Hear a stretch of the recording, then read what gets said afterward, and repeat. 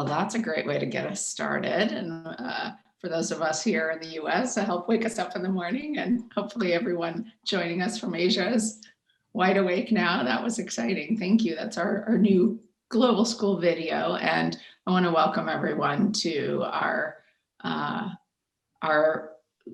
latest in a series of events that we're holding as part of the launch celebration in this year of our global school. And this, we are spanning the globe. And today we are focused on Asia. And it's a place where we have a lot of existing partnerships, connections, deep history to build on. And I have here like pages of talking points that I'm supposed to share with you about how fabulous it is. And thank you very much for all of those, including 7 IQP centers, 2 HUA centers, 3 MQP centers. So it's the part of the world where we may in fact have the most project centers, or at least close to it. And deep partnerships that we have across institutions and companies and communities in countries from Thailand to China to Japan and many, many, many more, India. But I don't really want to talk about the talking points this morning, if that's okay with all of you, because it's a time of turmoil, and there has never been a moment, I think, that an entity like the global school at WPI has been needed more.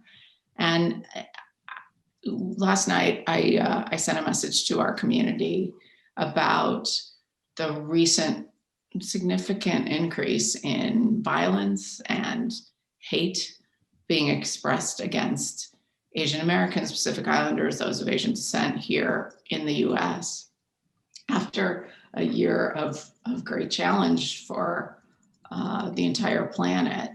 And yet it's just absolutely shocking to me that the way this is being expressed and the hate and vitriol that is coming out. And our job as educators, our job as leaders is to reverse, overcome, stamp out this kind of division and this kind of hate. And that's not an easy task, of course. And so, but I think entities like the global school, who show us that we will only address challenges by working together, are absolutely essential in this moment.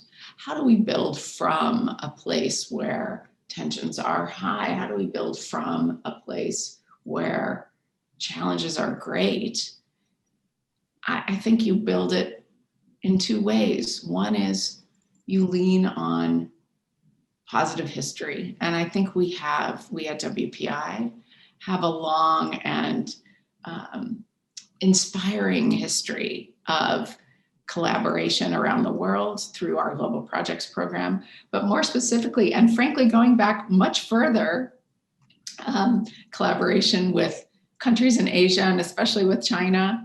I think everyone on this call knows the story, but it's worth repeating that, you know, over 100 years ago, one of the very first international students that made the long trip from Asia to the US to study was Mei Chi, who came to WPI in 1908 and studied electrical engineering and was a great leader on our campus, actually, and went back to China, ultimately was a great leader in education reform and in bringing education innovation to China, and ultimately became the most, what I would call the most beloved president in the history of Tsinghua University, and also served as the president of National Tsinghua University, where he is buried and celebrated today. And that connection, which still today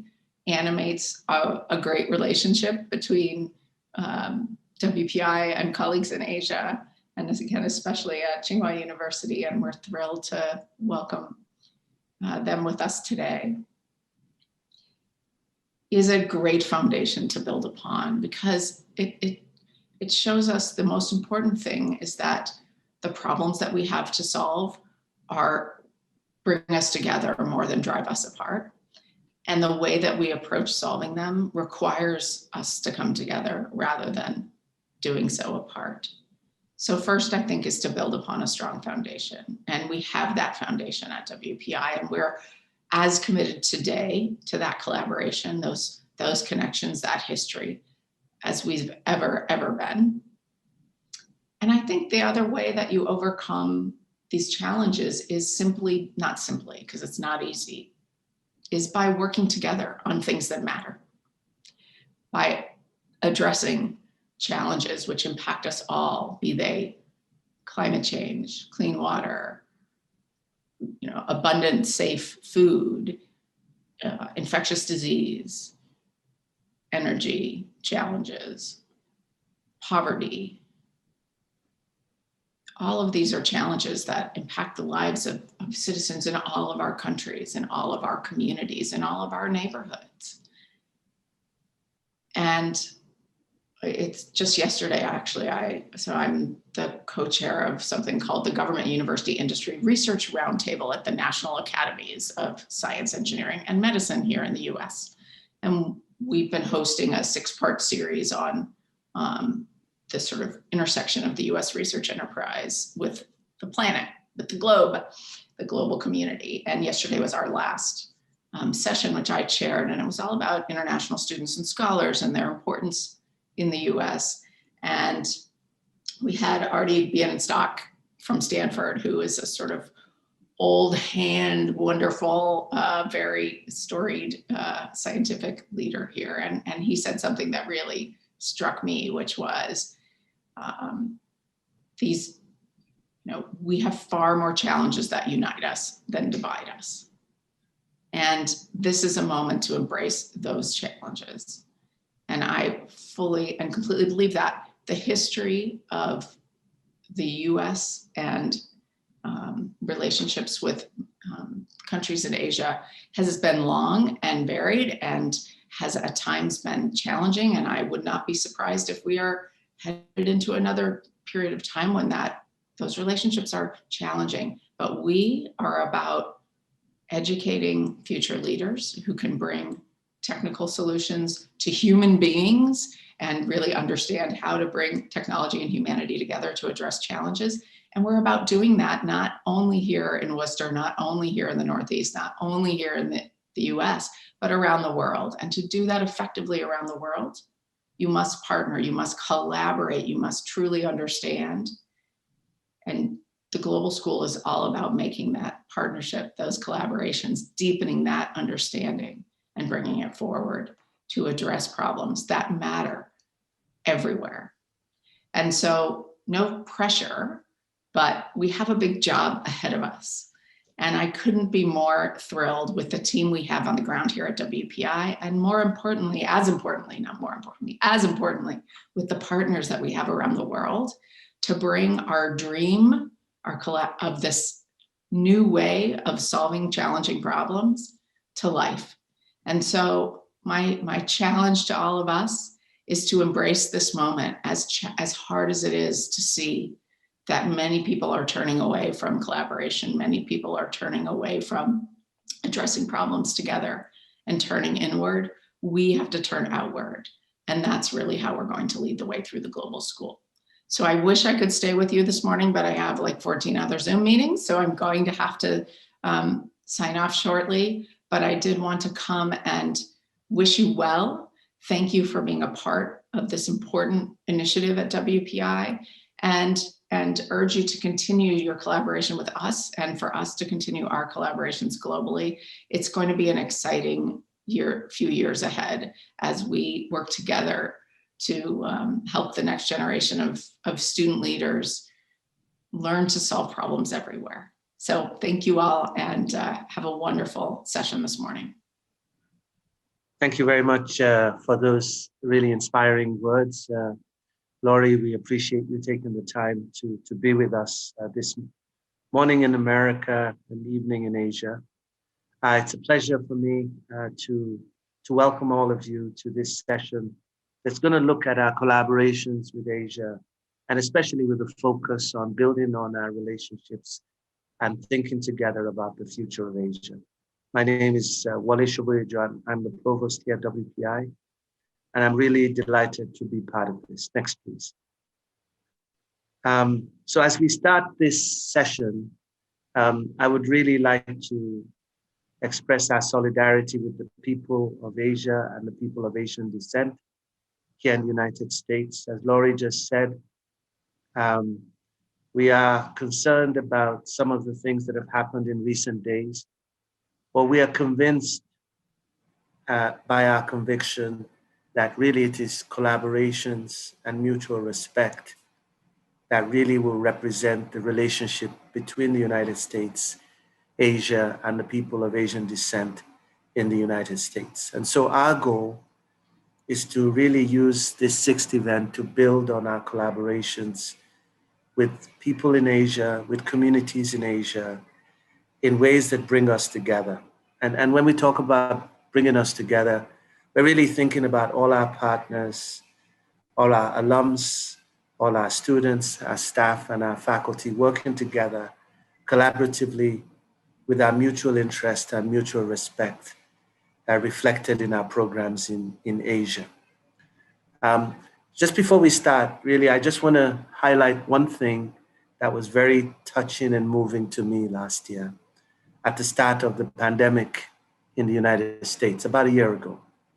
And during this period, we received gifts of face masks and face covers and PPEs from our collaborators in China. And I was really touched when those arrived because I realized that there's a deep relationship between us.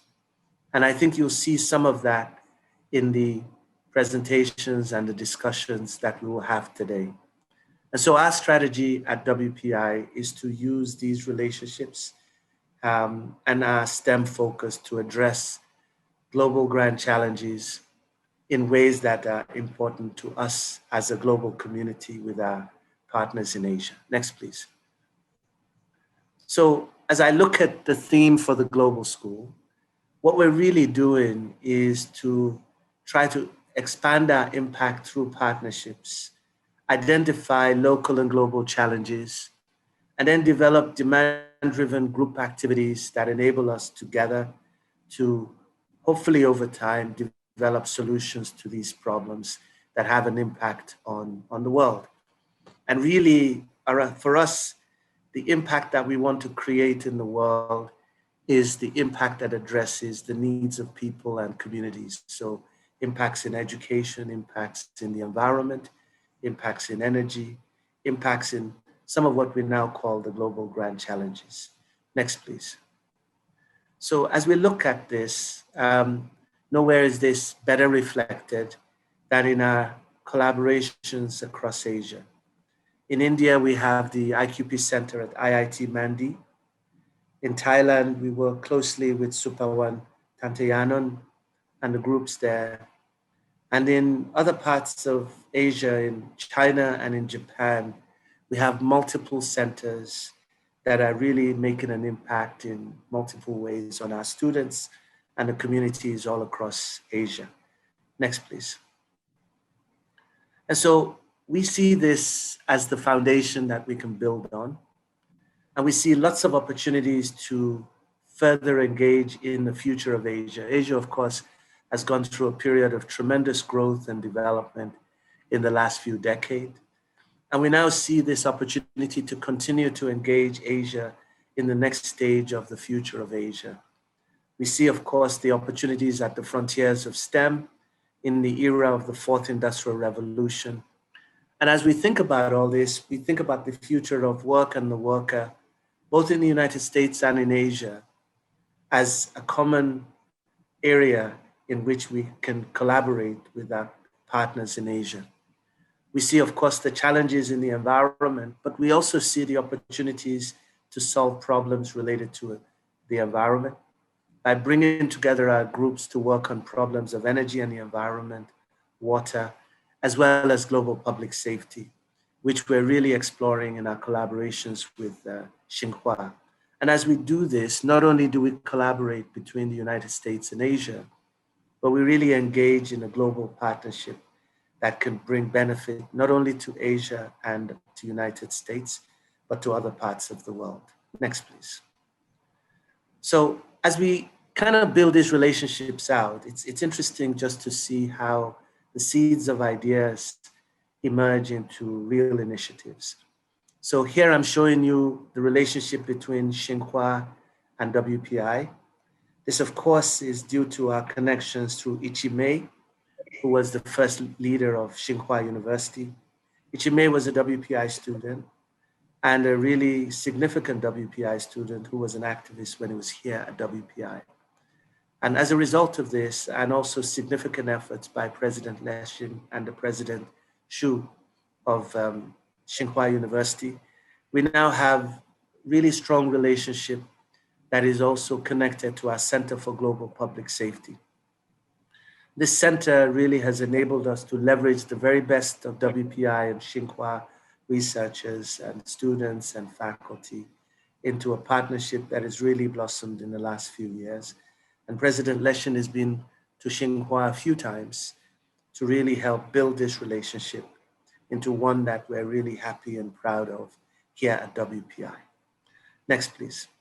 I myself was lucky enough to be invited to the Boao Forum in 2019, which brought together, with the auspices of Tsinghua convening all of us, some of the leaders of the world's leading universities. And so these were leaders from places like the Sorbonne, École Polytechnique, Grenoble, and WPI Tsinghua was part of that group discussing issues related to the future of higher ed. At that same meeting, we had the former UN Secretary General Ban Ki-moon and the Premier of China, Premier Li, talking about the future of the world and the Silk Road in ways that opened up my eyes to a new vision of the 21st century, in which many countries in the world are connected to China through land, sea, and air.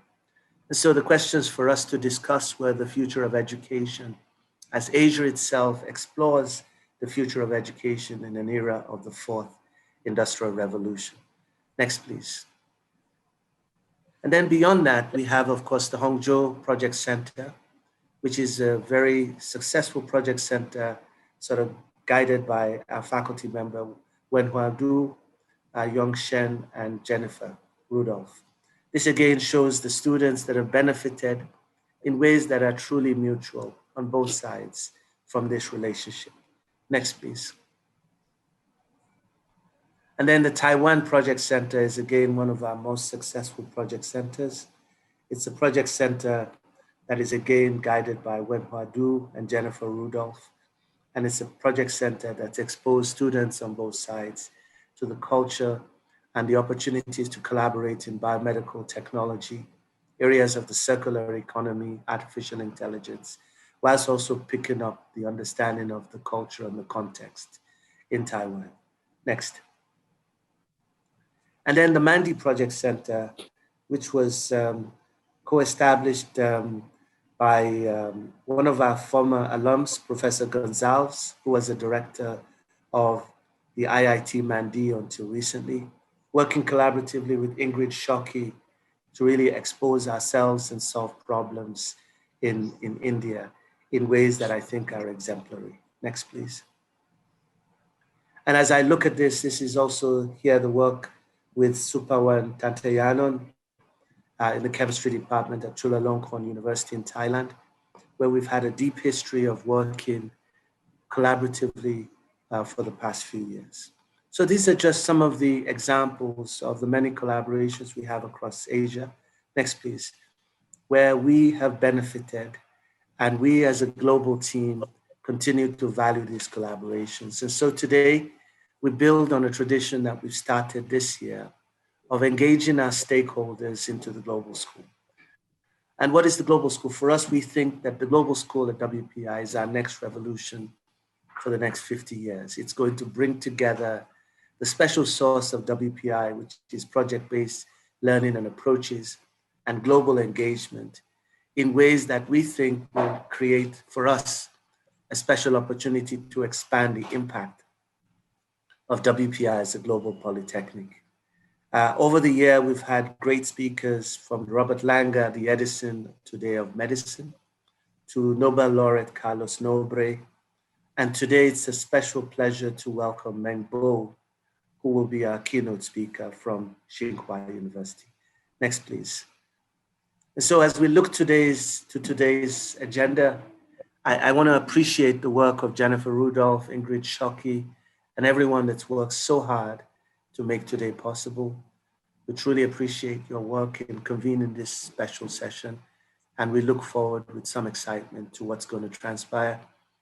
We'll be featuring faculty research, showing and highlighting some of the work that's been done by our amazing faculty. Our keynote speaker will be Meng Bo of Tsinghua. And we have two panels. The first panel will look at regional opportunities and challenges. And the second panel will look at building trust in communities, institutional collaboration in project-based education. So good morning and good evening. I am Jennifer Rudolph, and I'm delighted to be here with our distinguished guests, my global school colleagues, and all who've joined us for this event. President Leshin and Provost Soboyejo have already provided an introduction to WPI in Asia. So I'd like to provide a bit of background as to how my Asia colleagues and I approached and organized this event, so as to give you a roadmap for how we want to proceed. Advance, please. So first, we must address the concept of Asia. Now, I'm a historian of Asia at WPI, and I direct our China hub, and as the provost mentioned, co-direct two of our project centers in Asia. So when I teach WPI's Intro to Asia class, the first thing I have the class do is tell me what Asia is. We do this in order to confront the size, diversity, and complexities of this huge swath of the globe. Now, today, we don't pretend to cover all of Asia. That would take a series in and of itself and more. Advance, please. Instead, today we focus on the places of the Asia Pacific, or East Asia, South Asia, and Southeast Asia, where we have project centers in order to explore how we navigate the richness and complexities of the region and how it interacts with the world. Our engagement with the Asia Pacific has two strong features that highlight the significance of place in WPI's global engagement and all that a place's context involves. And that is well-established and long-term institutional partnerships and intercultural competence structurally embedded in the partnership that brings together students from both WPI and our university partners in a project model that is truly bicultural and global and unique for WPI project centers and unique for, I would say, education in the US. This model has allowed our collective students to experience true international education as they work together for local sponsors on projects rooted in local societies and economies and cultures. This is a model that takes significant commitment on the part of WPI and our partners, but has allowed for great benefits for our students and the students of our partner universities and facilitated the adoption of project-based learning at our partner institutions and beyond. Advance, please. Advance, please. Now, while we are focusing on only one swath of Asia today, it's quite a significant swath, not only in terms of physical size, but also in terms of geopolitics, economy, development, migration, sustainability, technology, and more. First, let's take a look at some important numbers and trends that can help put the importance of this region in context. The chart here illustrates that Asia and the Asia Pacific in particular will continue to be demographic giants. What immediately pops out is that the Asia Pacific is home to 60% of the world's population. That's 4.3 billion people. And that population will continue to climb and continue to dwarf the populations of all other regions of the world. The region contains the world's most populous countries, China and India. It also contains some of the smallest populations on the planet, especially among the small island developing states in the Pacific. This diversity is accompanied by changing demographic trends, characterized by overall lower fertility and mortality rates, as well as rapid urbanization and sizable migration flows within and outside the region. Now, by 2050, the number of people 60 and older in the region will reach 1.3 billion. That's twice of what it is now. In other words, by 2050, 1 in 4 people will be 60 or older compared to 1 in 10 today in Asia. And this is even higher in East and Northeast Asia, where it will be 1 in 3. Most of these people will be women without pensions or safety nets. Now, this, of course, is a problem, and it's the type of problem that WPI likes to engage with because we are about solving big, complex problems. Now, given the diversity of the region, these trends are not uniform, but rather must be examined at the sub-regional level. And where they occur, there will be major challenges. Now, migration is a global issue, and its globality is rooted in Asia. 40% of all international migrants globally originate in Asia and the Pacific. And there are even more people moving within their own countries. Right now, 2 out of 5 people in the region live in urban areas, but that ratio will increase significantly over the next 20 years as millions more move from the countryside to urban areas in search of employment. Rapid urbanization requires proactive planning and attention to sustainable development. Again, global challenges that WPI embraces. Next slide, please. Now, these challenges might be somewhat softened by the wealth of the region, though again, there's a lot of differentiation. As this slide shows, the Asia Pacific, by the numbers, is an engine of growth. From now through at least 2050, and most likely beyond, Asia Pacific countries are quite successful in terms of GDP, a PPP, or purchasing power parity, which is a sum value of all goods and services produced in the country valued at prices prevailing in the US during the year noted. This allows us to do an apples to apple comparison. In this slide, we can see that 4 of the top 10 economies are located in Asia: China, India, Japan, and Indonesia. And they are poised to stay there and only gain in position. What's more, by the year 2050, China is projected to have 20% of the world's GDP, and India will have the next highest share, followed by the US. In addition, there will be 2 of the 3 fastest growing economies will also be in Asia. By 2050, Vietnam is expected to move up 12 positions to become the world's 20th largest economy, and the Philippines up 9 to the 19th spot. Next slide, please. So the numbers we just looked at are only part of the picture. The Asia Pacific is already poised to continue to be the growth engine for the world for many areas that benefit collaborative approaches. In terms of geopolitics, China's rapid development and rise in the international arena has resulted in it being the only peer competitor to the US, and it is poised to really be a significant shaper of the world, not only in industry, but also in leadership and development. This might present challenges to the US in terms of global leadership, but for universities, it presents opportunities for collaboration. The world has plenty of motivation to collaborate on global challenges like climate, health, and migration, and the US and its Pacific Asia partners are well positioned to tackle them. So here I list a subset of growth areas by subregion, acknowledging that many of the growth areas belong in more than one subregion. Advances in AI and the digital world call for exploration of ethics and new technology as new platforms develop. China's Belt and Road and China's development policies present the world with a pragmatic logistics state alternative to the US development model.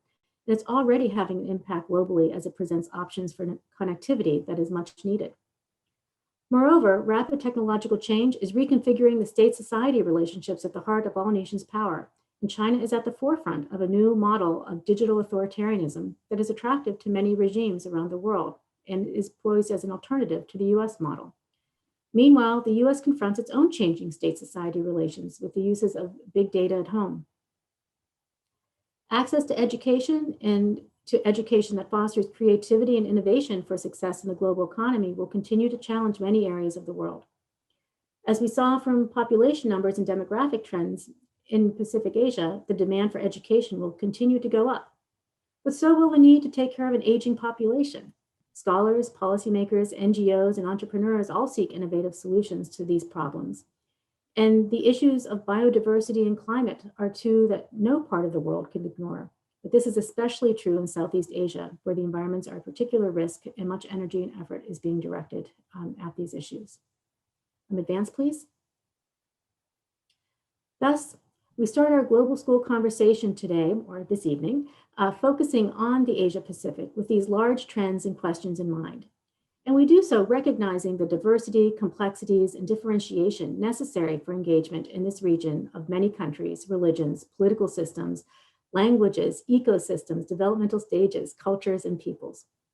To enter into any of these regions, we recognize the need for global competence for our students, as well as cultural understanding.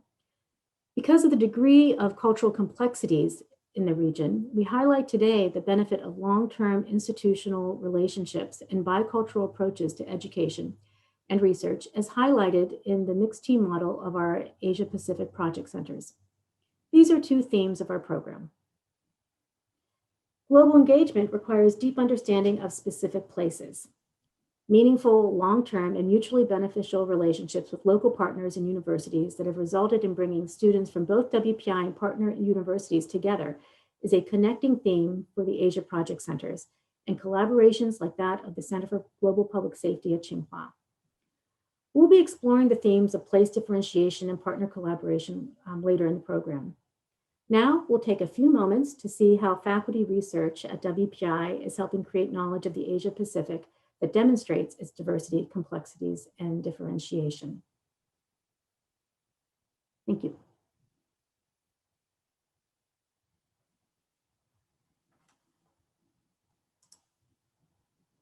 I'm Esther Boucher-Yip from the Humanities and Arts Department. One of my research interests is in the study of indigenous language use, in particular, the language maintenance and shift amongst the Semai in Malaysia. The Semai people is the largest Aboriginal group in the peninsula with approximately 49,000 people. They are largely bilingual due to the increasing contact with other ethnic communities and the implementation of the national language Malay in all schools. In my work with this community, I observed that maintaining a strong ethno-linguistic identity and language vitality are crucial factors for the survival of the Semai language.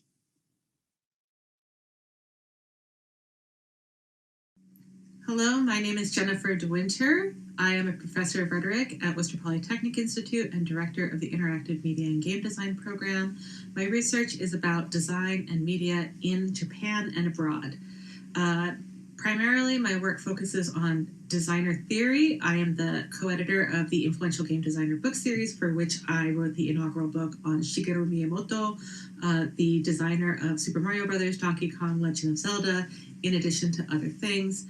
For that, I bring together a close analysis of cultural context, business context, experience design and storytelling, and hardware and software design, all outlined in this book. I also look at game policy or media policy more writ large and looking at media from Japan in national and international context. This is a book I co-edited. And finally, recently, I have moved into looking at Japan and sustainable design, specifically in Kyoto. Underpinning everything that I do is the basic assumption that media and design are part of a global strategy of expression, policy, practice, cultural identity, economics, and soft cultural power, all which drive my research.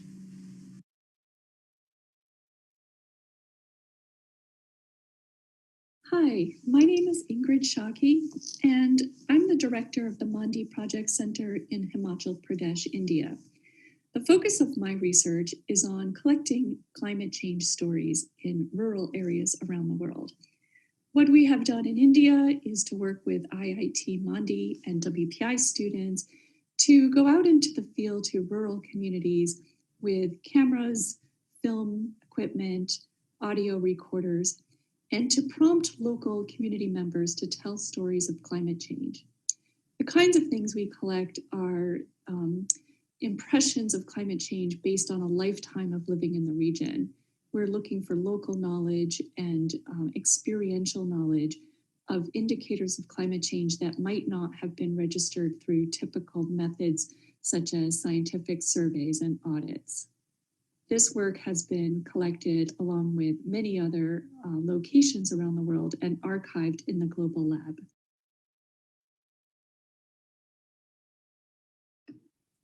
My name is Wen Huadu. Chinese is listed as a Category 5 language, the most difficult language category for native speakers of English to learn as determined by the Foreign Service Institute. My PhD and research is in the teaching of Chinese as a foreign language. Therefore, my research and teaching align extremely well. They both focus on helping and engaging students learn Chinese more efficiently through the design of the learner-center-based curriculum and pedagogical delivery. My research interests focus on the following areas. First, learner strategies, with particularly focus on the study of perceptive skills of reading and listening. Second, the need-based curriculum and pedagogical design, such as the application of differentiated instruction and textbook development. And finally, fostering of students' intercultural competence, such as incorporating an ethnographic interview approach to the Chinese as a foreign language curriculum and employing the analysis of cultural incidents to promote students' cross-cultural sensibilities.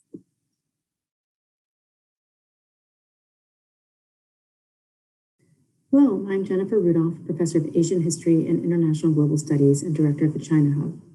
My research focuses on various aspects of China and its history. I'm a strong believer in research collaboration, and this is demonstrated by my most recent book, The China Questions, Critical Insights into a Rising Power. In it, my co-editor and I brought top scholars together to answer pressing questions about Chinese politics, history, environment, and more in short essays written for both scholarly and general readers. Currently, I'm working on a second The China Questions. This time, my co-editors and I focus on significant aspects of the U.S.-China relationship, including trade, security, human rights, and more. It should be out this fall. And I'm working on a book on political identity in the Taiwan Strait. In it, I look at how every regime from the 17th century to the present lays claim to the island and the rights to rule it by co-opting the historical memory of Zhang Chenggong, a 17th century maritime merchant pirate. And they do this to build their local legitimacy and bolster their claims to jurisdiction on the island. Thank you very much.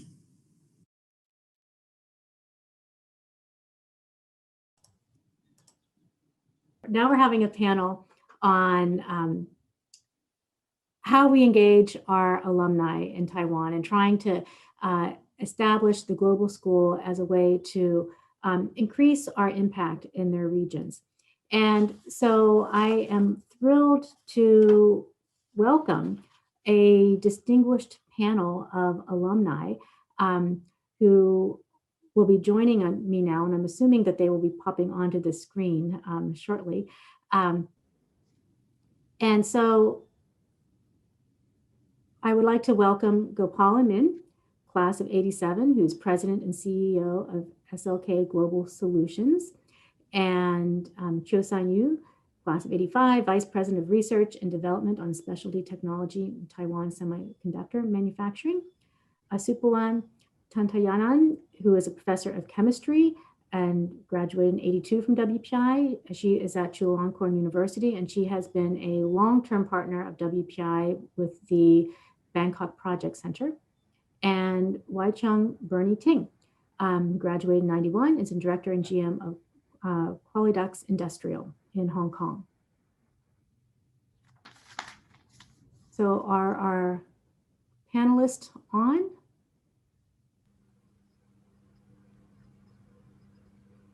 Oh, I see Supawan. Yes. I'm here, Gopal. Okay, all right, great. So Creighton, this is not the panel that you need to be on yet, so you can, there we go, thank you. So what we're going to do today is we talked to our alumni, and we really want to get their thoughts on how to proceed with the global school. So to start out with, we want to have a mini roundtable with each of the alums sharing the most pressing issue or issues of their region and issues that could benefit from collaborative approaches, you know. And so we're going to have each of our alums talk for maybe 2 or 3 minutes about the issue that they identify as critical. And then from there, we'll move on to asking sets of paired questions, having 2 alums respond. So Subawan, would you like to start us off with the most pressing issues facing your region? Good morning and good evening. I'm very pleased to join this panel discussion. And well, congratulations with the WPI that going to the next step with the global school. Even though that you already, WPI already globally. In Thailand, I would say that we face in the same problems, those about energy, about poverty, and also water soon, you know. But Thailand is a kind of lucky that we have lots of natural resources. I would say that I'm thinking about what is really the issue that I should mention. I would say it should be science literacy instead, because many people in Thailand, like upcountry, the majority is still in northeastern part of Thailand and far out from Bangkok. And those really, they need to learn more how to use science and technology for solving their problems. Okay, so I think I myself also are working with the Science Society of Thailand and trying to solve this problem, which is very hard, very difficult. And I'm sure that the WPI will be able to help and solve this problem. And once the science literacy is level up, I'm sure that people in many parts of Thailand can understand, and then it's easier to communicate with them how to solve other problems. Like in some area, they have the lack of water in some seasons, really totally dry. But that should be not just only we help them only to give water, but we need to bring them up and understand how to do for themselves. So I think science literacy is really the need that I think we really lack of. Thank you. Bernie, would you like to go next and talk about Hong Kong?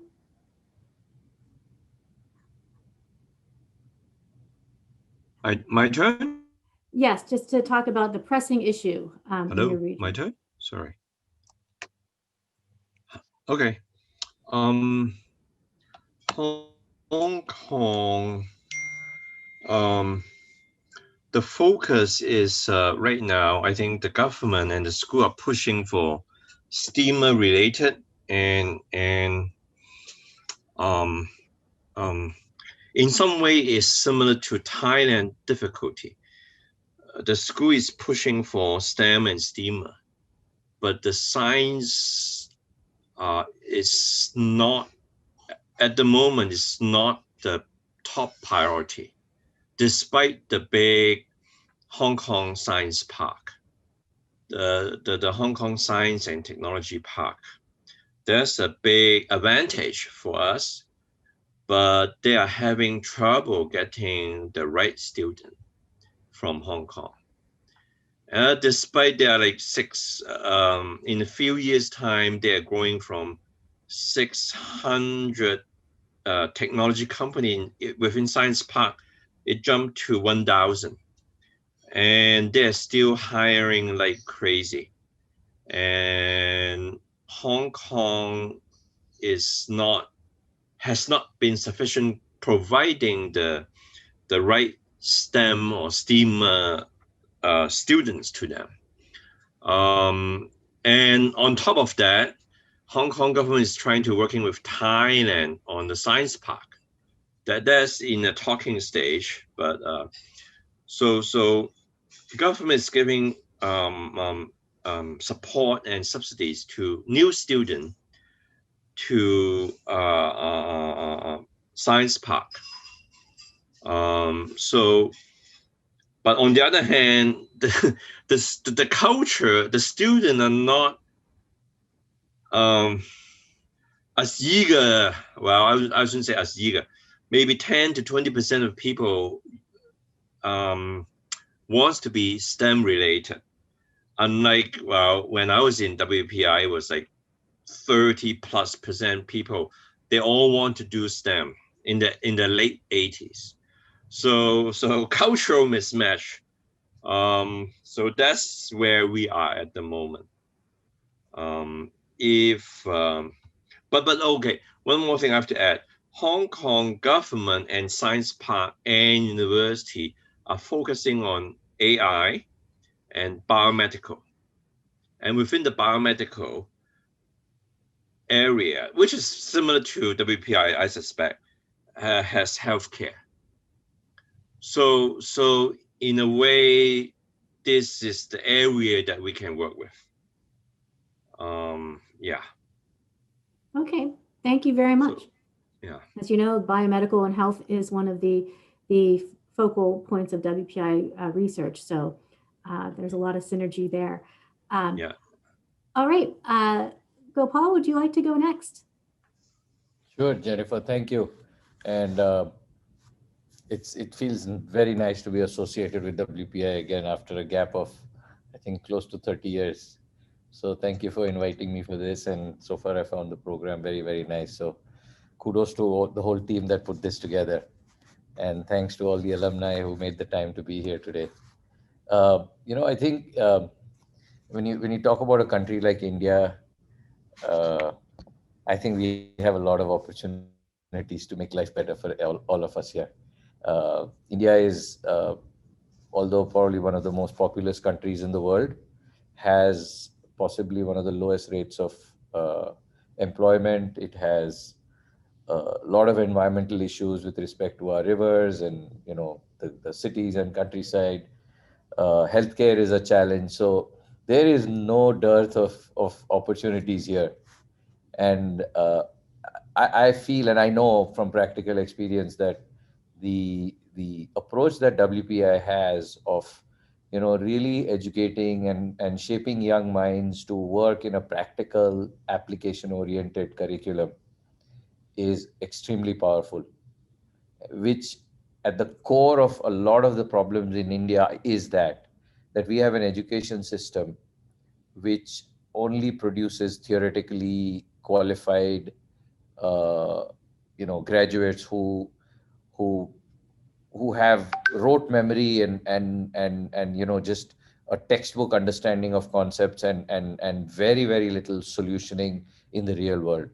So a wider spread of our education methodology, by our I mean WPI's methodology of education within India, could really yield wonderful results for a country like India. So lots of problems: migration to cities, infrastructure, clean water, healthcare. You take your pick. We have it here.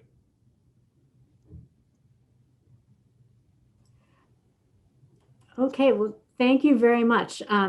You're music to our project-based ears. Yeah, and because we would, as you know, WPI really does take a hands-on approach to education, and that's a shift we're starting to see around the world is having a lot of regions and countries re-examine how we prepare the next generation of students to be the workers of tomorrow. So we will continue to partner with IIT Mandi and hopefully more places in India. And last but not least, Chiu-Shan Yu in Taiwan. I saved you to last because Taiwan is our newest region where we're getting involved. And so, you can help shape this whole collaborative effort as we move into Taiwan. Oh, you are muted right now. Can you please unmute yourself? Unmute. Can you hear me now? Yes, now we can. Okay. Thank you. Yeah. When I was at WPI, I was in chemical engineering, and for my PhD program, I actually did the theoretical work at school, and I did my experimental work in spread electric. And the topic I was working on is plasma enhanced CVD. That's for semiconductor and material processing. So as a result of that 3 years training, that put me right into the spot of a job opening from Taiwan Semiconductor.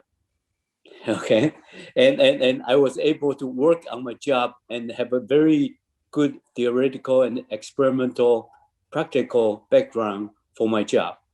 So I was really happy, and because my job paid me well, and I saw it as an extension of my graduate school, and that was great. And actually, my PhD thesis got accepted. I turned that into a paper, got accepted from by the AICHE. That's the most prestigious journal for chemical engineering. That's AICHE. So I'm very happy with that.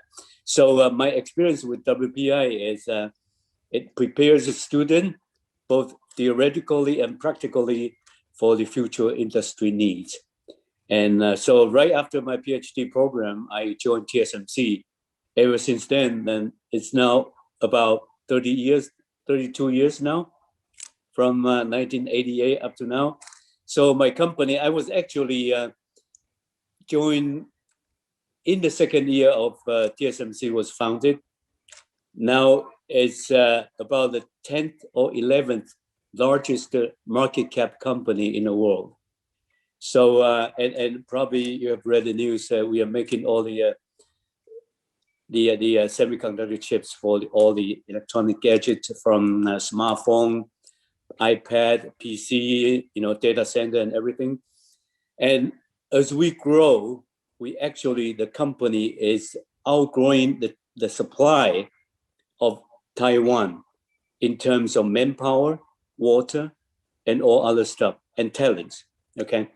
For example, because every year we're normally getting about 3 to 4 typhoons every year. And that brings about damage, some, but in a good way, it brings a lot of water. But because last year, we did not have any typhoon. So as a result of that, our water reservoirs in all parts of Taiwan are running out of water. We almost see the bottom. So right now, we are actually having the water usage restriction in terms of watering your garden or water irrigation system for the rice field. Those are all restricted except for Science Park, because the government is trying to keep the largest industry in the island. And so, but if you look at the statistics, actually we are getting enough rainfall every year.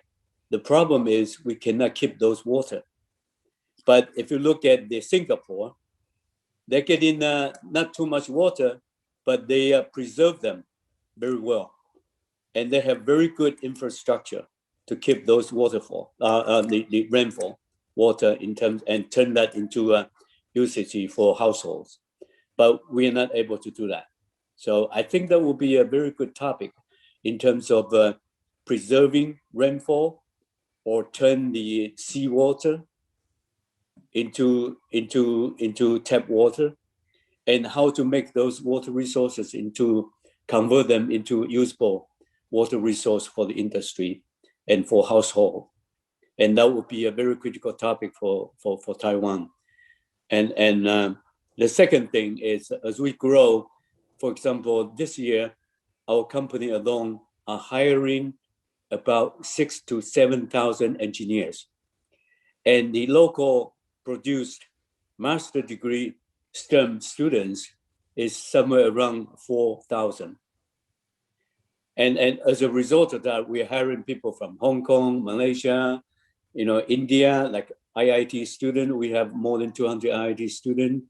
We hired, students from mainland China. But the problem is Taiwan is still not very internationally friendly. People from Hong Kong, China, they can, live well in Taiwan. But I have an engineer from India, and I talk to them every day. They have a small group of Indian students, and those are good engineers, very good engineers. But the problem is after the turnover rate is too high. So how we can turn Taiwan into an internationally friendly environment so that we can accommodate international talents in Taiwan, keep those international talents in Taiwan. That'll be a very critical issue too. In addition to Sorry, the good IQP topic. Sorry. Yeah, These are great. yeah. This is exactly the type of conversation we want to have. And actually, Shio-san, you've moved us into the next topic, and so you've all identified particular issues for your regions, and we'll keep those in mind as we answer some of these other questions. And the next set of questions is set up to be paired so that two of you will be commenting on the questions. Yeah, and but so before we jump into that, I have another issue. One of the most pressing issues that we have that I see, okay, in Taiwan. The other thing is air pollution. It's getting more and more serious, very serious. When I was a kid, I can see blue skies almost every day, okay, and nobody talk about acid rain or some other stuff. But the problem is what we see now, especially in southern Taiwan. If you stay in a hotel I last year I stayed in a hotel in Kaohsiung, the southern tip of Taiwan, and I looked down from the 25th floor, and I couldn't see a thing on the ground. Wow. The air pollution is so bad, but the problem is where do those air pollution come from? On the newspaper, people are talking about local industry, the powerhouse. They're using the coal fuel. Burn coal to generate electricity, and some other people complain about it because too many cars that we have. We actually don't have any restriction on people having cars. No restriction at all. As long as you have money, you can buy the car and get on the road. Okay, and some other people still, they complain about the air pollution is blown by the wind and brought all the way from mainland China to Taiwan. I think that's not a fair statement, but air pollution is another very critical issue in Taiwan. Well, thank you. Those are the three issues that I see.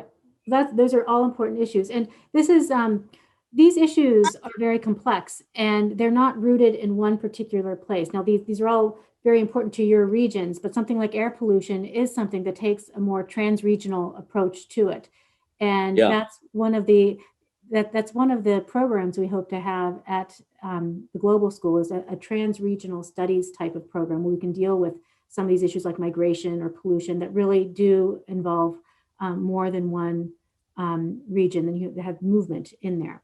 So you have positioned us though very nicely for our next question.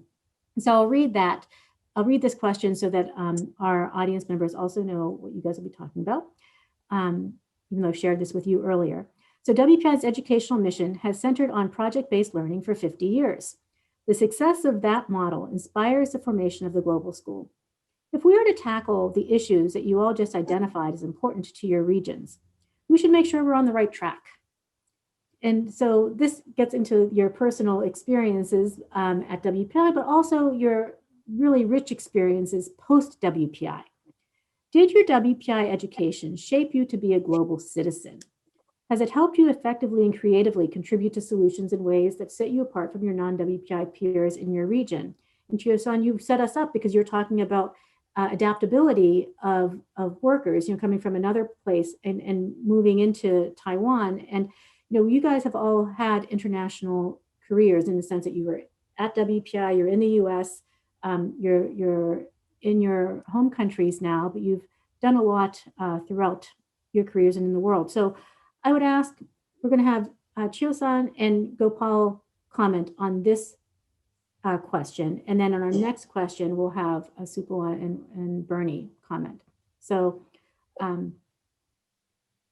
I think it does. I think the WPI's education does prepare me for the for my career very well in terms of international view, because at WPI, I got the chance to see all, students from different countries all over the world, almost black, white, yellow, but that was fun. That was fun. And I was able to make friends with them.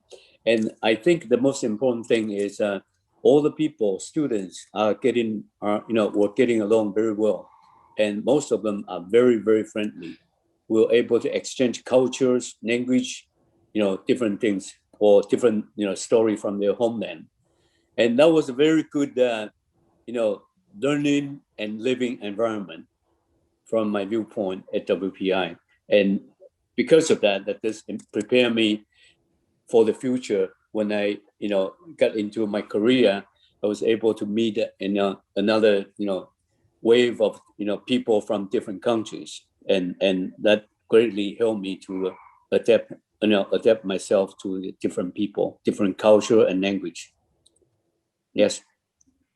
Yeah. And professionally, like I mentioned earlier, WPI's education was great and prepared me. I was able to explain, the problem in the production line with my theoretical background at WPI that I learned from WPI. That was great. Excellent. Gopal?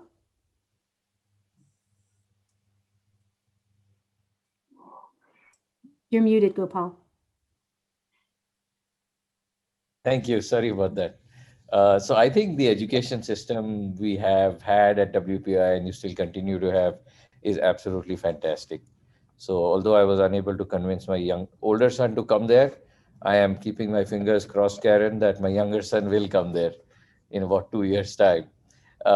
So that kind of shows you my belief in this system. And because personally, see, I did my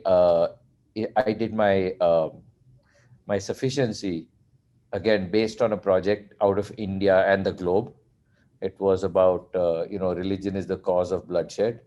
So I examined India. At that time we had the Sikhs and Khalistan movement and Hindus and Muslims fighting with each other, the Middle East that was happening, etc., etc. So we've there is enough evidence to show the Crusades. So I had to apply a global mindset to do that, to write that paper in the humanities. After that, I did my IQP, was based on a project on a village in India, and my IQP was appropriate technologies for developing countries, where I actually did spend 2 months in India with my project team, and we studied, what is it that a relatively poor country like India, how do you bring prosperity, and how do we bring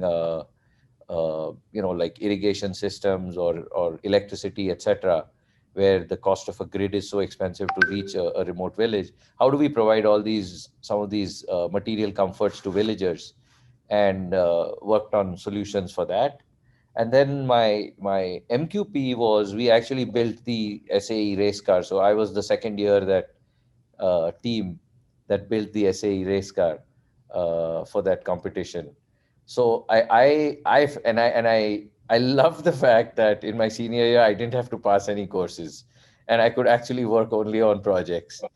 Because I realized that while it's all fine to get a theoretical college degree, it is once you step out of college into the real world, you have to apply, and application is everything.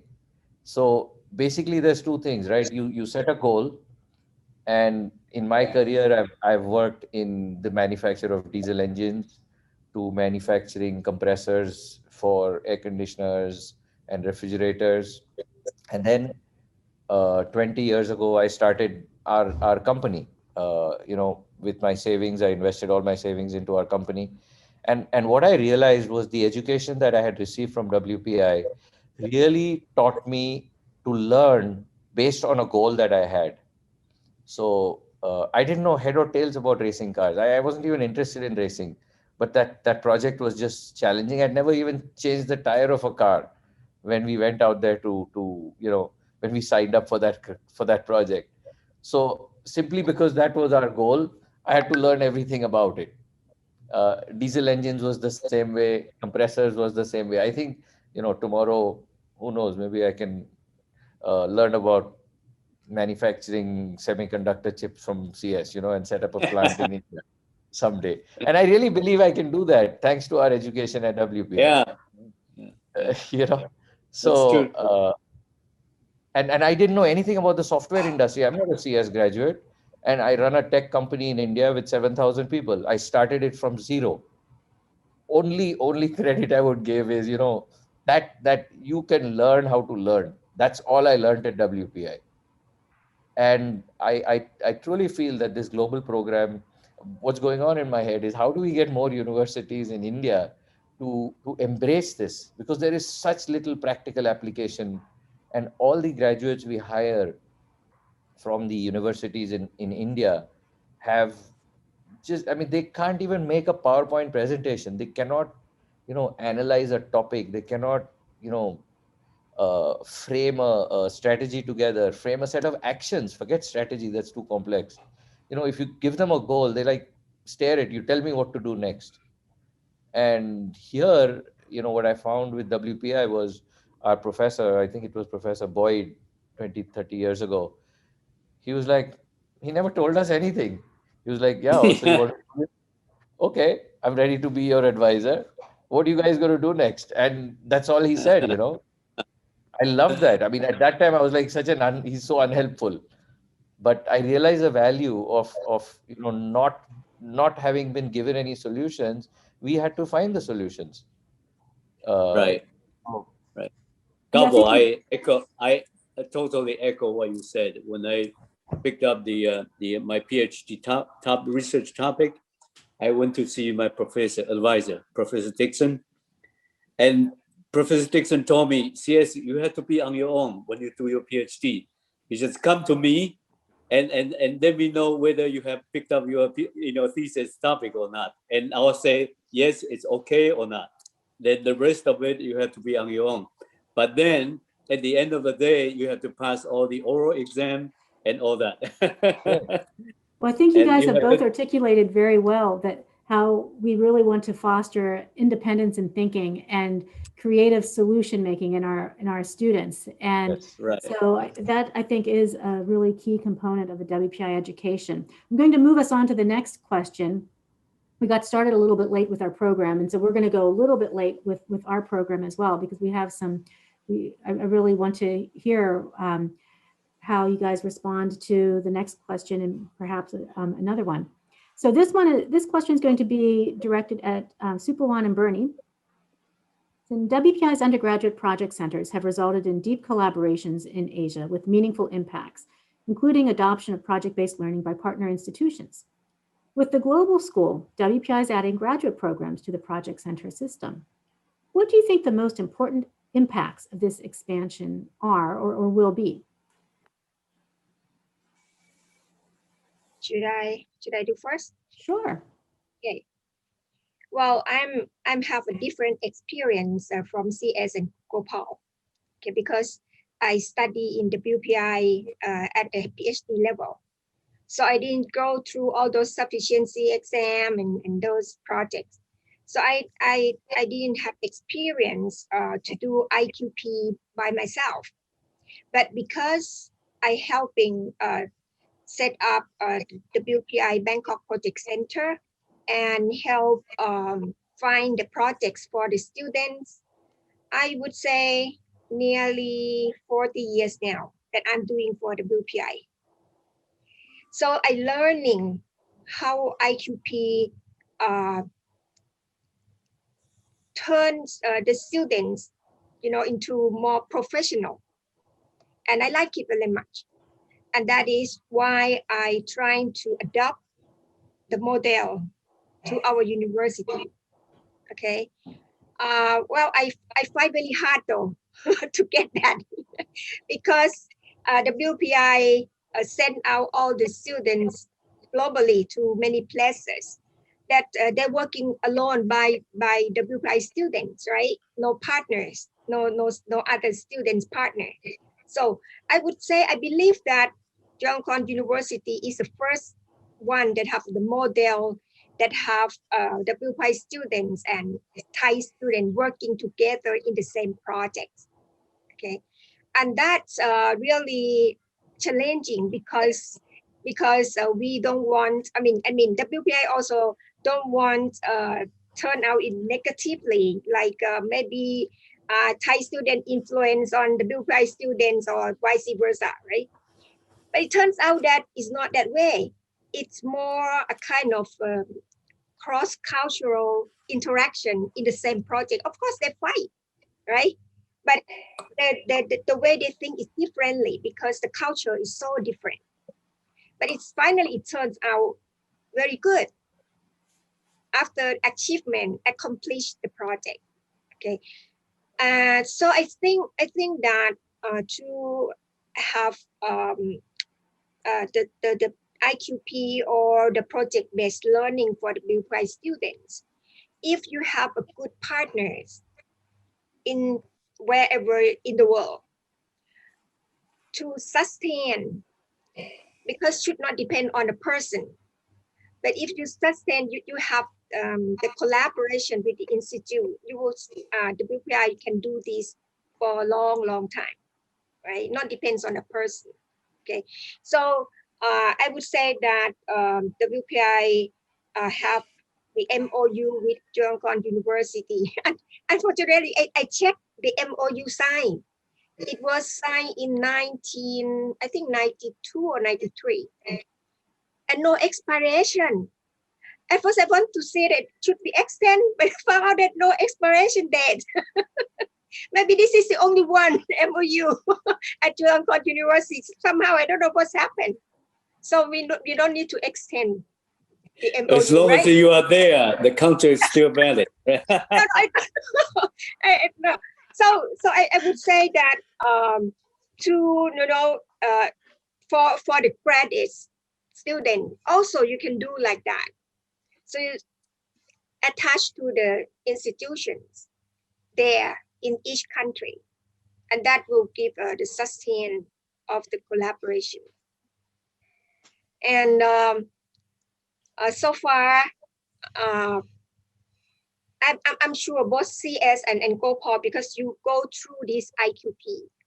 That's why you can do PowerPoint presentation well, and you know the point where you're going to attack the point and solve the problems, right? And conclude, because all these things has been practicing during IQP. I just finished IQP last week, I think last week. 7 weeks that you work on. Every week there's a timeline that you have to submit this part, those part, you have to finish this, you have to prepare questionnaires, you have to go out, right? Make appointments. All these are you practicing, which is very well, very good, well done already. But for graduate study is something different, right? Because that research. But of course, once you pass IQP, you can do project by yourself. You just go and check hand question, and then at the end, at the beginning, and then at the end, and you can do by yourself. Oh, yes, of course. Yes. So I stop here first and see that I can add anything later on. Well, I just want to give Supawan a shout out, because our Bangkok Center is our first mixed team model, where our students actually work with students from the local university, where both sets of students are getting credit. And so it's a really important model that she helped establish that took our IQP to a new level. And that's the model that we are using in many of our Asia centers. And really they're primarily only in Asia where we're having this type of model. And part of it is because of the importance of that bicultural communication that Chio-san mentioned, where you have to have, in order to work in an area, you have to really understand the culture. Right. But Bernie, I want to move to you so that you can make your comments. Okay. I think both you and Professor Pete understand we don't have the luxury of Thailand or Taiwan.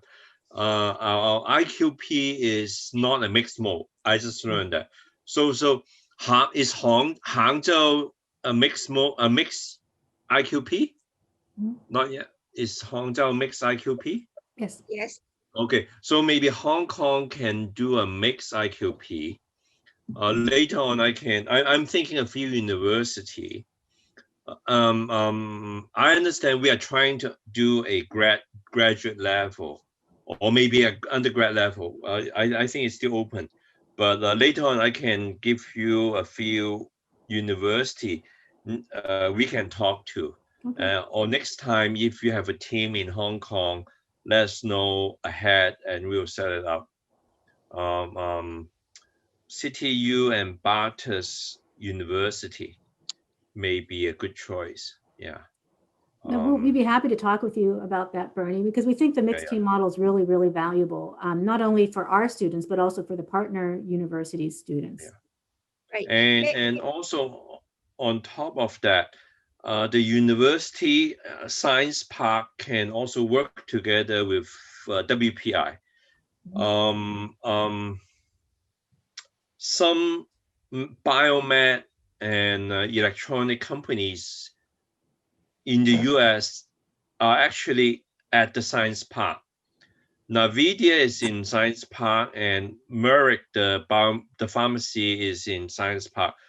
There are more than several companies from the US, possibly Boston. Nvidia is in California, but some Boston biotech may be also in Hong Kong. So WPI business and maybe a Hong Kong university can collaborate together. Yeah. But also I think Hong Kong students are lacking in presentation skill. So something I think I agree with other panelists that the IQP is a good presentation training for Hong Kong students. The WPI team can train the local team. They are really bad in presentation skill, the Hong Kong student. It's just horrible, undergrad level. And that's a collaboration we can work on. Okay. So Karen, you or Professor Pete, we can all work together later on. Okay, Yeah, and in more details. I want to stress that, the students learn from each other. So perhaps the Hong Kong students are learning better presentation skills from our students, but our students gain so much from working with the local partners in terms of different perspectives on how to approach a problem, different concepts of engineering design that are culturally bound or bound by a different socio-political system. So the benefits to both sets of students are substantial and transforming, I think. And it really makes for truly international education. Exactly. May I add one thing? Okay, because Hong Kong students are really bad in Chinese history, believe it or not. We find out it's really bad, really bad. So some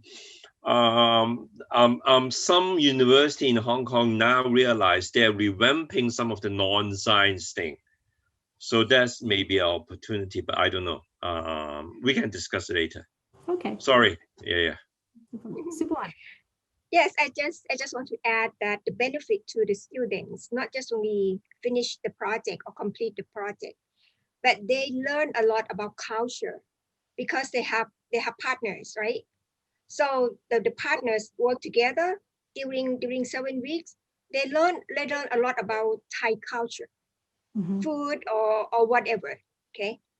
Another thing that Bernie said about maybe you not realize that before the students come to do IQP, there is another preparation course, and that's a proposal preparation.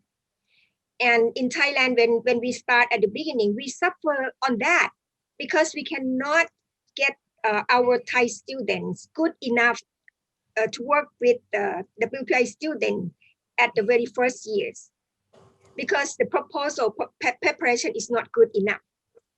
But now we collaborate, the WPI professor, they are very kind. So we do all kind of things like online, before COVID-19 happened, we do online, but it's not successful. We do video and transfer, it's not successful.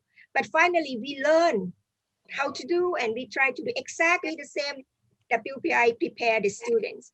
So we have to prepare the students ahead of time before doing the project so they understand what the project is about. And that really develop the skill of the students. I think you're raising, talk more later.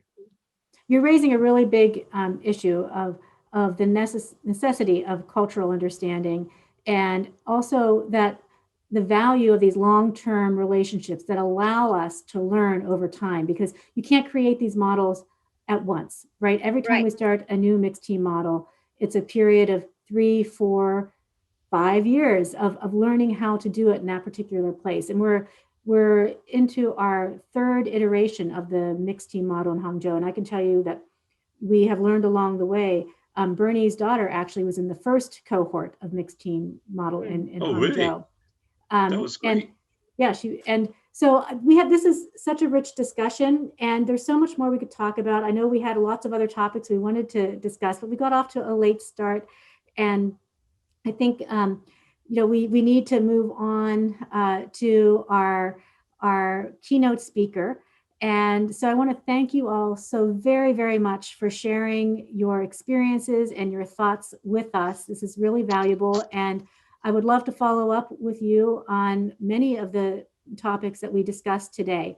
So expect me to be, WeChatting or lining you or whatever the appropriate mode for you is. So thank you so much. Thank you very much, Jianyu. And thank you very much to Mengbo for your critical keynote and this very positive discussion we've just had.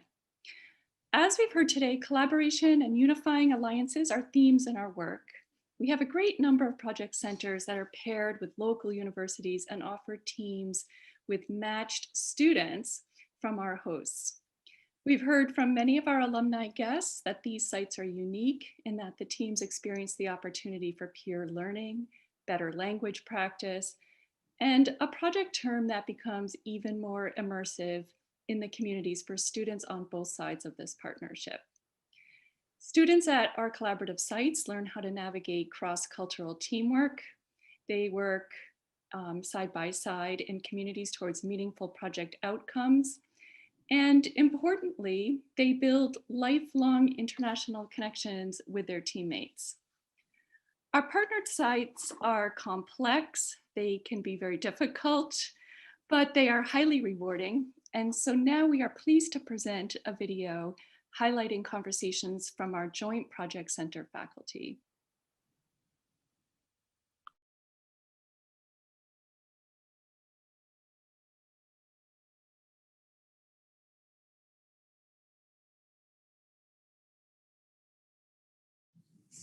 I'd like to introduce Paul Zimmerman, who is the CEO of Designing Hong Kong.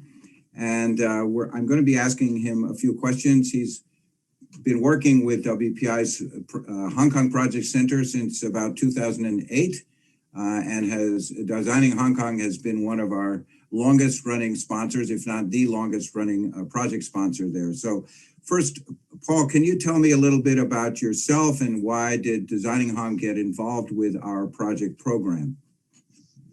Designing Hong Kong is a NGO here in Hong Kong, and we care about sustainable development, city planning, urban development, and we got in touch, I think, with WPI because there was another organization, Civic Exchange, that you had first contacted. You'd done a project with them, and then we started to collaborate via that organization, and we got to know you guys. And I thought it was a great idea to have WPI work with us on one of our key concerns at that time, which was the development of the harbor front. So what are some of the main reasons why you have continued to work with us over these last 12 plus years?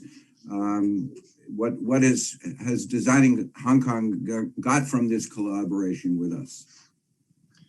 The good thing about WPI is that you have 4 students totally committed for 2 months, and that's a significant resource. The second thing is they're an outside set of eyes, and the third thing is they're very well educated. They have an engineering background, So for the work that we do, which is looking at the city and trying to figure out ways of reshaping the city, it is a massively positive resource. And every year that the students have finished up the work, their projects are presented to different organizations, to government. And in that way, we've been able to get positive change in developments around the harbor. Great. So could you briefly describe one or two or whatever number, 3 projects that you felt were particularly successful from your point of view? The most successful project to me is still our first project. And I've just looked at a photograph of the team that was out here. They walked around 73 kilometers of waterfront during a period of 2 months. And they rated every section of the waterfront, whether it was accessible, whether you could walk around there and enjoy yourself, and how many people were in fact enjoying themselves. And I remember that out of that came a photograph where there was a big blank wall blocking the view of the harbor. And they had taken funny photographs of each other sitting in front of that wall trying to look at the harbor, which they, of course, couldn't see. And that became a picture that ended up in the newspapers here in Hong Kong and resulted in, within a very short time frame, government solving that problem. So that's just one of the projects that we've done around the harbor, but it's been somewhat of an iteration of similar projects around the harbor where we look at different aspects, and we've continued that every year. And the great thing for the students is that it allows them to discover the city. It gets them outdoors and enjoy the city and learn everything about Hong Kong. And they, as a result, have always found that a positive experience. Yes, I know that our students have really valued their experiences in Hong Kong, and particularly working with you in Designing Hong Kong. They always finish their term with working with you with all sorts of excitement. So, but have there been any challenges in working with us that you might want to mention, things that maybe we could have done better, or that, No, I think we experimented 1 year trying to run 2 teams simultaneously on both sides of the harbor, and that became a little bit too complicated.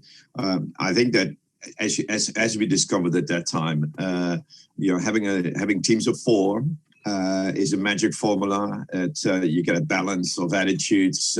If one performs lady, you still got 3 going.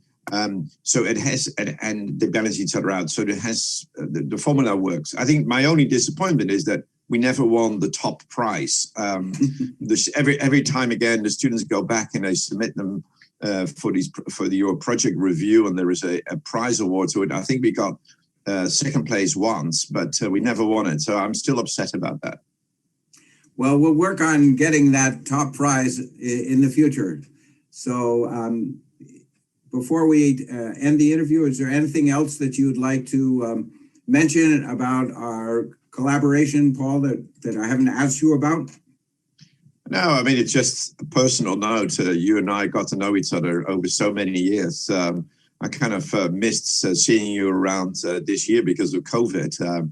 I think our relationship has developed over time, and we've had a lot of fun having the teams out here. And I hope that COVID will pass and that we can see each other face to face and have our breakfast in the Foreign Correspondents Club, debating the next brief for the next team.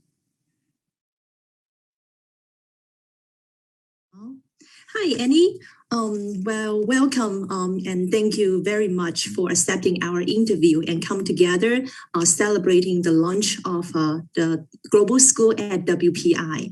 So first of all, can you please briefly introduce yourself and how you got connected to WPI? So hi everyone, I'm Annie Zhang. So I'm from Taiwan. I went to WPI in 2018 because of a program called Professional Fellows Program. So while I was in WPI, I was a visiting fellow located in Center for Project-Based Learning. the reason why I went there, because before I went to WPI, I'm the founder and also the chair leader of an educational institute called City Wanderer. It's a Taiwanese educational innovation. I found it when I just graduated from the college. And I try to empower the local youth to, and also inspire them to find out their purpose of life. But I have faced a lot of difficulties also due to the traditional educational problem in our system. We are struggling finding the best approach to empower students. That's also the reason why I want to apply the program and got the chance to visit WPI and see how you solve this problem. How interesting. So how did you heard of WPI? So actually in the first beginning, it's a very cool serendipity because the program asked us to provide a wish list about the institute that we want to go. So I only Google project-based learning on Google, and then the WPI came out as the first result. That's the first beginning how I knew WPI. And then I read the introduction on the website about the Center for Project-Based Learning and also students' work on the website. I was so inspired, and so I became so interested in how this place works and how do all the students do their project with the faculties. Wow. So you are absolutely right. WPI is actually the leading institution in project-based learning. So now let's talk about, your experience at WPI and how those experiences have, helping you as an individual and helping you, the influence brought to the work that you have been engaged in. So actually in Taiwan, we are at the stage that experimental higher education is still like in the very early stage. So in Taiwan, we are several universities are really eager to know how to transform the traditional school system. And after I came back to Taiwan, I share about how WPI works with project-based learning to many educators, including the faculties in local schools. And I think it's a really good example and a good model for us to know that we can really transform a school, just like how WPI did before, a long time ago. So we can really transform the traditional system, and we can redesign the faculty recruitment system, and then we can really empower students to have to be passionate about their project, and also link the project to the society, the real society's need. So I think the best takeaway from WPI is take this as an example to let the locals know that we can really transform ourselves. Thank you. Thank you so much, Annie, for your sharing. And, I think you have done a wonderful job, applying and connecting your WPI experience to your work. And you are absolutely right. Taiwan is a very unique place, and they are facing higher education. I'm so glad you are bringing in the experience, to, the work and the project you are doing. So thank you again for your time. We really looking forward to our future collaboration with you. Thank you, Annie. Thank you. Thank you. Thank you. Professor Yunhong Shen is from HDU, Hangzhou Dianzi University.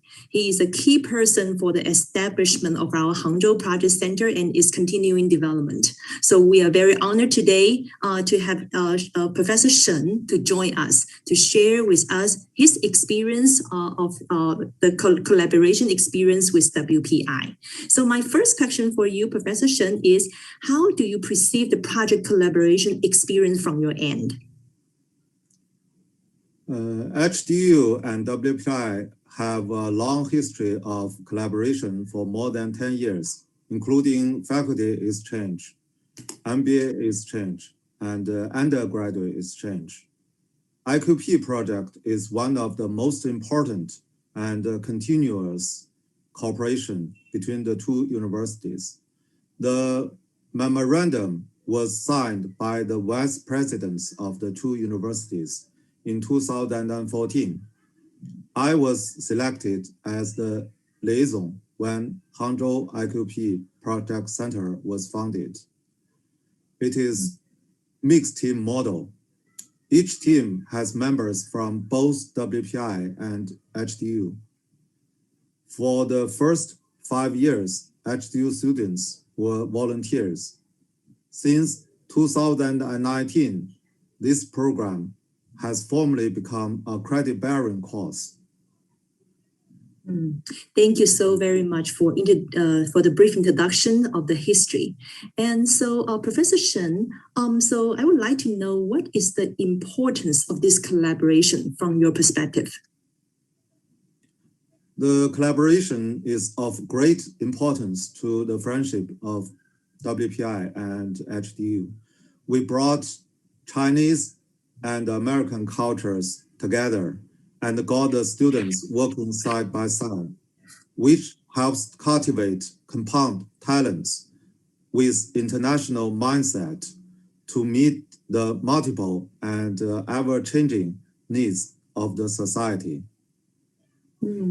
So, and how do faculties and students actually benefit from this experience from your perspective? Actually, from the cooperation, HDU faculties and students learn a lot. Firstly, IQP is a project-based learning course.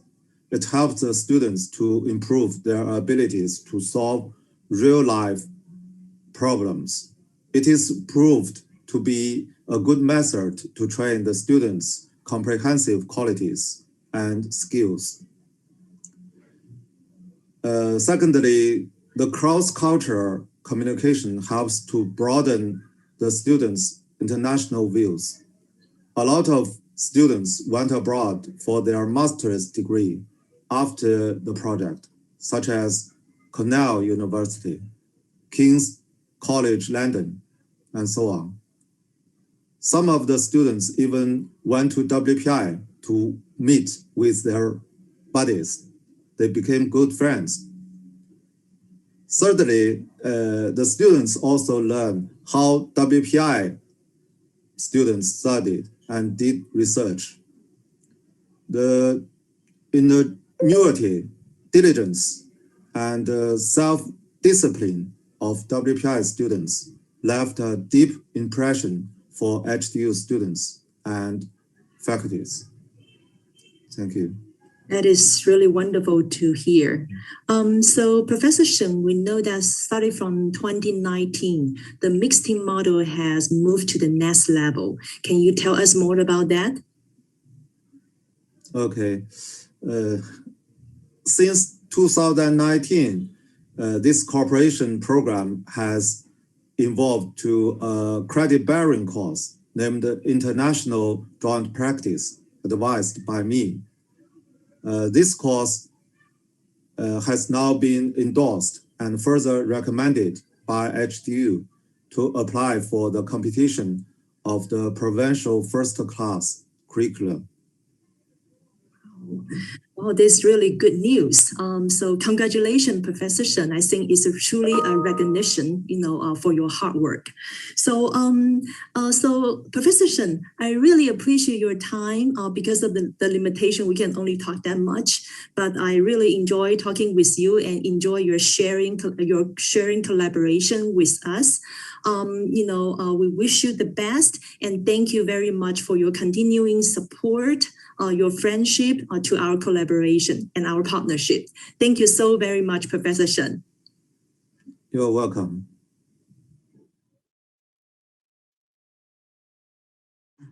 I am Ajahn Sripat from Chulalongkorn University. Our students enjoy this project a lot. So we have learned, our students have learned that it is not possible to try to get the best technology for community that they are trying to help. But in fact, they need to go search for something that the community can actually use, okay, in their daily life. This project-based learning is very useful, and it has been very successful to our students because, well, when they first joined us during the proposal preparation, they were just kids. Okay, and well, we spent 2 months on proposal preparation and 2 months on project. 4 months, you can see them that they are totally different person. Okay, they earn their confidence. They feel good about themselves, and they are much better writer. Okay, and then they can speak well. Most of them, yeah, pretty much all of them, you know.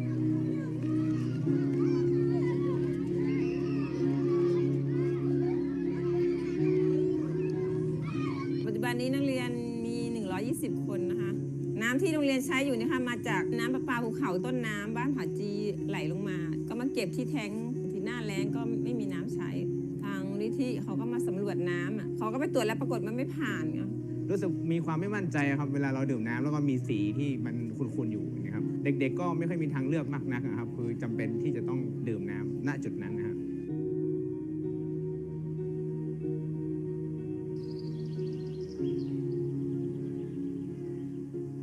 ส่วนมากจะเป็นสีแดงเนี่ยค่ะเพราะว่าช่วงหน้าฝนน้ำเป็นออกสีแดงเราถ้าไม่ใช่หน้าฝนก็จะใสปกติ My name is Thanashya Thanawarapan. You can call me Natty.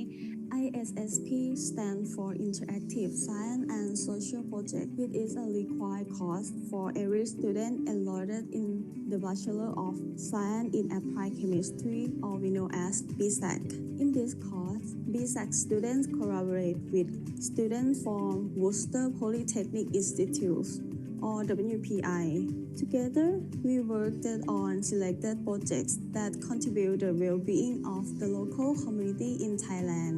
This project, our team focused on how to improve potable water quality for school bordering in Doi Tung.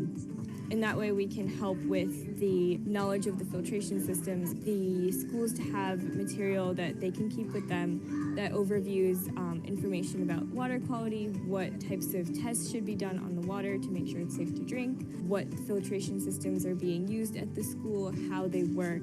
Once teachers have more knowledge of the systems, they can have more trust in how the systems are working to clean the water. They are drinking the water themselves, then the students will drink the water as well.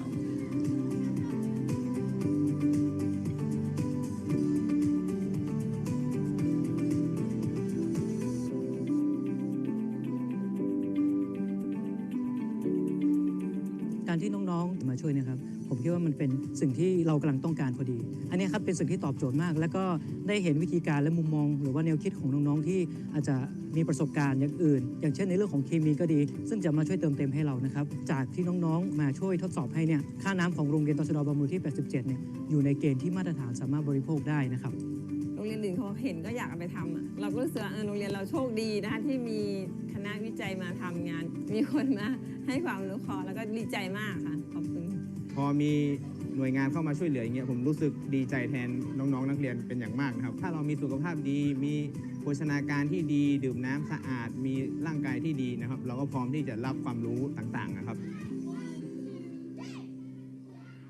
working for them and like helping my teammates like succeed in creating potable water for them. It taught me so much about like communication skills, learning how to interact with others.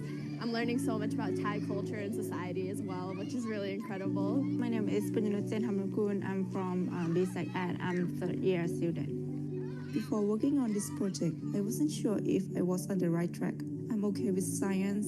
I don't like it, but I don't hate it. But this project has changed my perspective. The experiences have allowed me to step out into the real world. I mean, the real world, unlike sitting in the classroom taking lectures. I have learned the new purpose of meaningful living by sharing simple things like clean water to others who need it.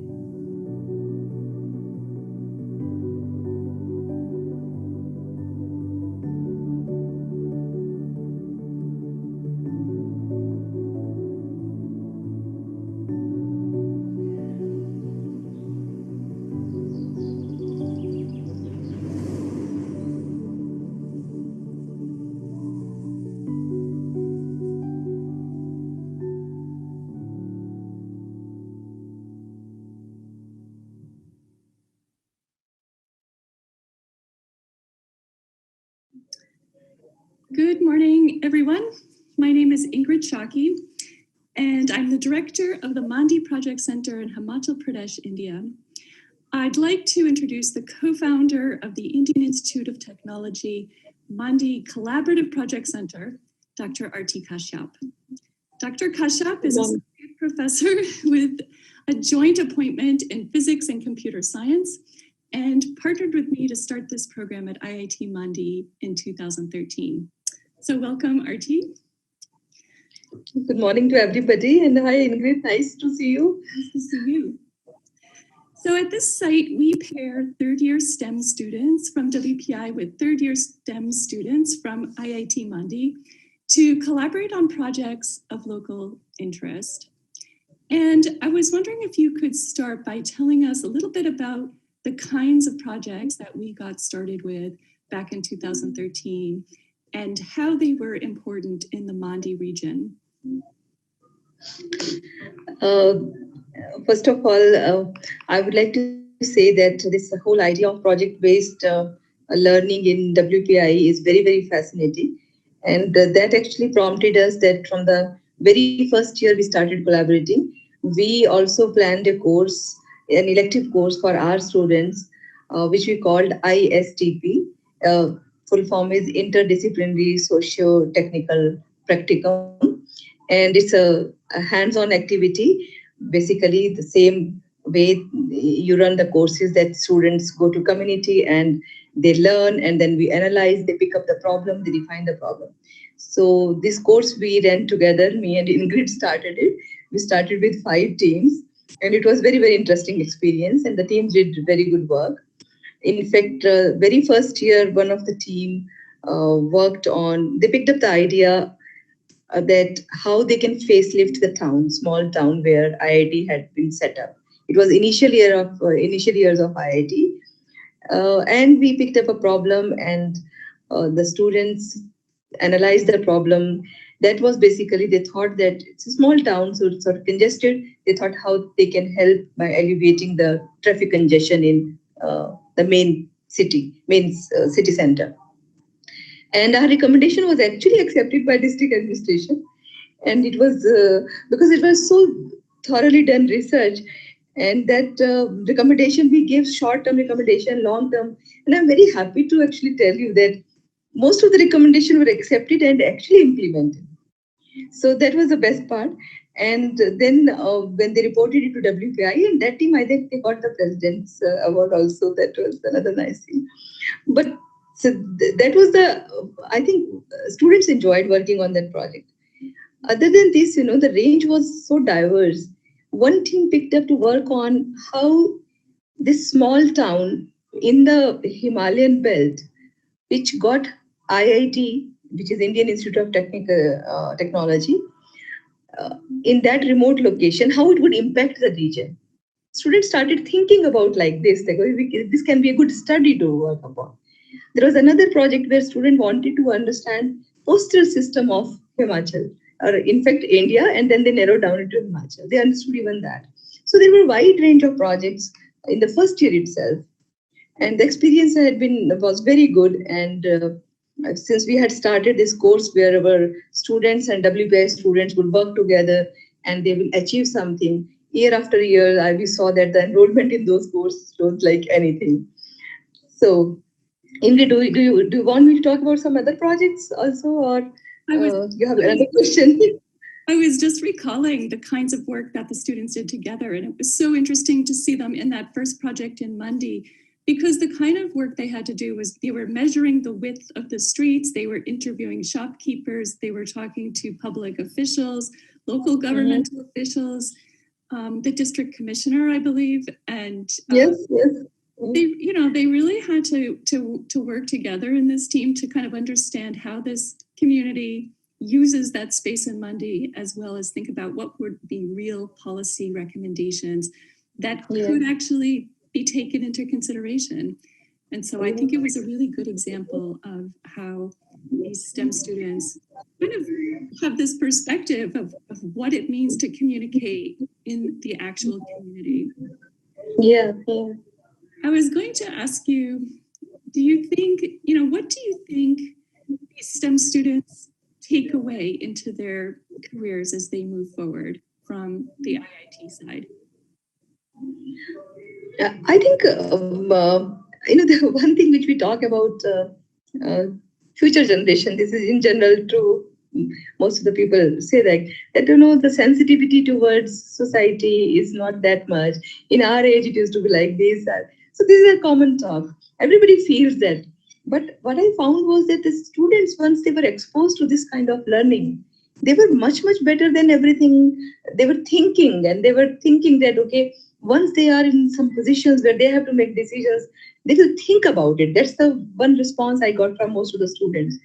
And I see that not only that they learned a very systematic study through this project-based course, they did a very thorough job in actually articulating the whole concept they have understood and what are the possible solutions they can figure out.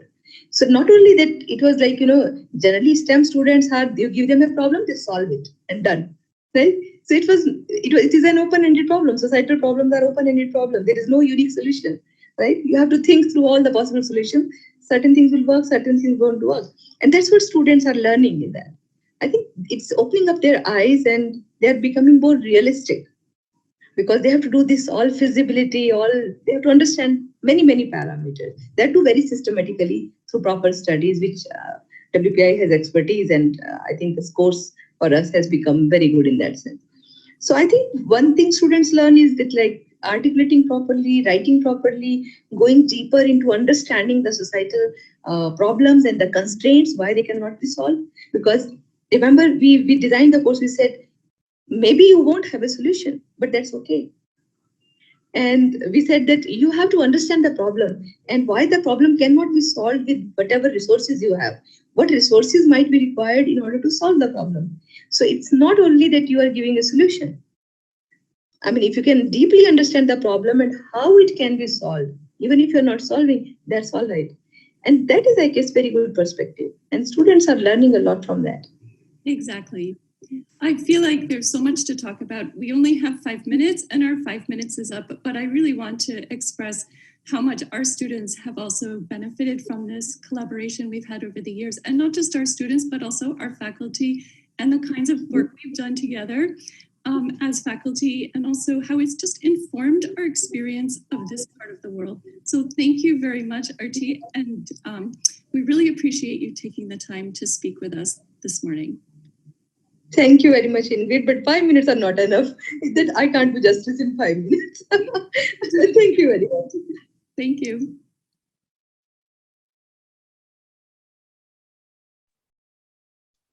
Hi, thank you very much. I know we're at the end of a fairly long program, and I appreciate all of you staying and listening to us. At this point, I really just want to pick up on a few themes about what we take away from this program at WPI and helping move us forward. Ultimately, what we've heard consistently through this morning is a constant recognition that our work and partnership in Asia and East Asia continues to be a driving force for learning, for innovation, and for tackling global challenges that we all probably are going to be challenged to attend to alone. And considering the leadership that US, China, Japan, Thailand, India, and our smaller partners in Hong Kong and our new partner in Taiwan, coming together is going to help us attend to this. One of the things, and I'm going back way to the beginning when Lori talked about increasing modes of division that we see in geopolitical attitudes towards one another. What comes out of today is that we have these long-standing relationships and that truly transformative change, not just in STEM and research, but in the interpersonal attitudes and activities we participate, require the maintenance of these long-term relationships. Where I think our activities in Asia specifically are strong and that we've been very careful to grow in is expanding our understanding of working with community partners and beginning to work with the institutions in Asia and partnering our students with students in our partner countries so that the transformation happens at a personal and interpersonal level, as well as driving a multicultural and cross-cultural set of solutions and attitudes in tackling our global challenges. And so as we move forward as the global school, I'm very delighted to continue to work with the directors, with our leadership at WPI, and as importantly, maintaining and deepening our relationships with our partners across our Asian centers, but also across our research areas in this. I appreciate everyone coming here today. Our next global event will be in Europe, and I believe that Rachel may be giving a closing remark there. I think we just wanted to announce that the next event on Europe is April 21st from 8:30 to 11:30 a.m. There are details about it on our website, and you see the URL there if you are interested. So thank you all for coming today, and we hope to see you at future events.